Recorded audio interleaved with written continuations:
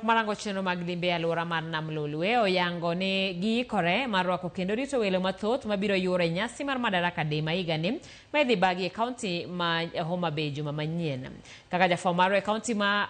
Homa Bay Ali Abich lero, giyango ni gitiyo kanyakla gi tend arita kwe e gwenge mag Nyanza mar neno ni welo mabiro donjo e magawa mopogore oyudo arita makare.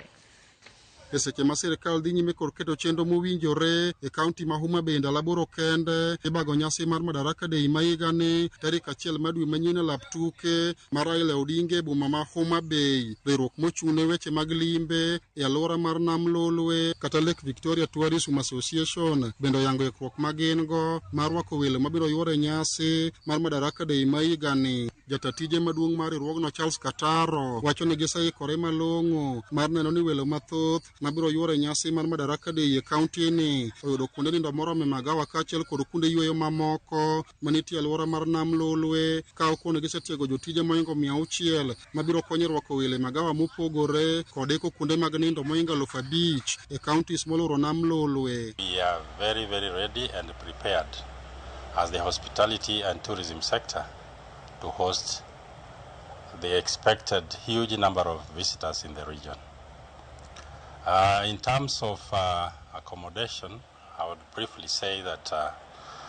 we have enough bed capacity in the region, spread all over within the neighboring counties. Bende gikone gitiyo machiegni gitenda rita kwe gwenge mag Nyanza eneno ni welo mabiro donjo e magawa mopogore e alwora mar Nam Lolwe omiyo rita mowinjore. We are closely working with the security agencies, the regional commissioners, the county commandants, and the police, and also the tourism police unit to be able to enhance security in the region. Therefore, we want to assure those visitors who are coming, both from outside the country,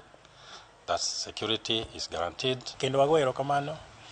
ne migawa mose mantiere alwora mar Nyanza mose tiyo maber kabisa gi sirkal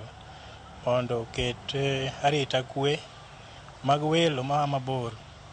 kendo jotije mag migawago oseyudo tiegruok mamalo. Gikone gimor kod ikruok ma sirkal oseketo motelo ne nyasi mar Madaraka Day ma higani midhi bagi e lap tuke mar Raila Odinga kane gijiwo welo mabiro yuoro e nyasi ma kamano mondo oti kod thuolono mar timo limbe e kuonde ma ywayo wang' jolimbe e alwora mar Nam Lolwe. To sama ubiro wuoth e dala ma Homa Bay kubiro e nyasi mar Madaraka, wakwayo ni be kik udog dala kapok uneno kuonde mopogore opogore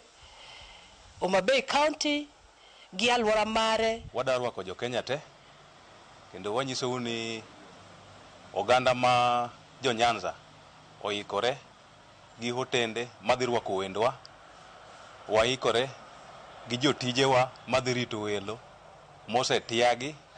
kendo gin gi ratiro mar rito welo kaluwore gi barupe ma gin godo manyiso tiegruok e kiwango mamalo ma gin go, kendo transportation bende ma within the region nitiere makare kaluwore gi kuma Homa Bay celebration dhi timore. Ali Abich, Ramogi TV, Homa Bay.